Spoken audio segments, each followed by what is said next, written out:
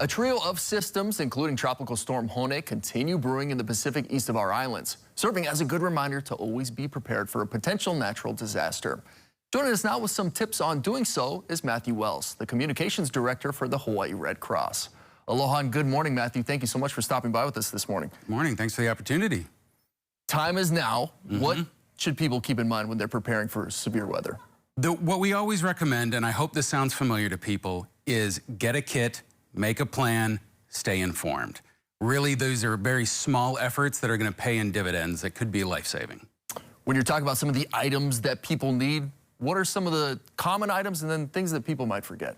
Sure, it's easy to say something like food, water, medicine. Nowadays, a charger is very ubiquitous. Yes. These are all critical things.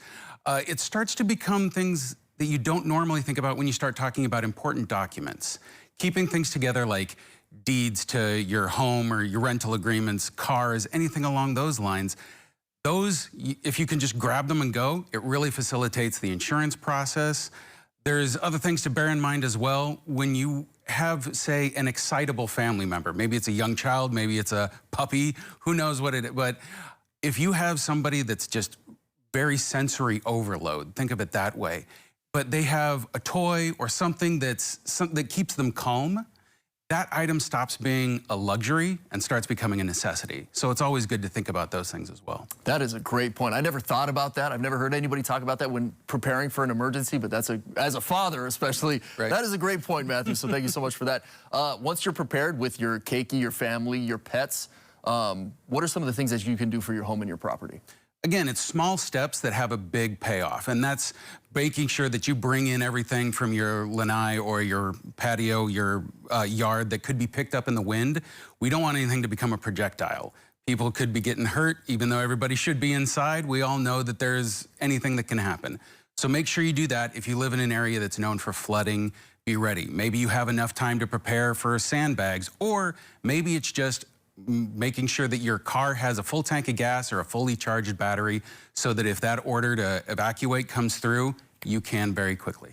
Yeah, that's a good call. So you're not waiting in those gas lines, etc. Exactly. What else can people do to be more active in preparing? Well, the thing that is always going to serve the best is to be trained, individually trained, because once you do that, you can share that knowledge with everybody. So I'm going to go ahead and say this. Please join up to be a Red Crosser. That's what we do. We want to train people up so that they know exactly what to do in the face of an emergency, because when disaster strikes, it's very easy to just get overwhelmed and scared. If you know what you can do and you know how to respond, it takes that a little bit of that edge, and even just a little bit of that edge can make you do so much. Then share that with your neighbors. Help make the community stronger. So if anybody's ready to become a Red Crosser, it's redcross.org/volunteer. That's a great point. It builds the confidence, right? The confidence in those really sticky situations. And then I have to imagine volunteering and helping out has to be fulfilling, right?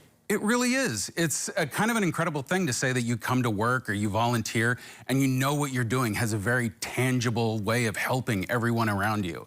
So it's a fantastic thing. We're 90% made of volunteers, and they're fantastic people. They don't want to step into the spotlight and take credit for all they do, so that's my job. I'm going to make sure that they get the spotlight and everybody knows how incredible they are. Well, thank you to all the volunteers out there, and thank you, Matthew, for joining us this morning, sharing all these great tips and all you do with the Hawaii Red Cross. Thank you. Have a great day.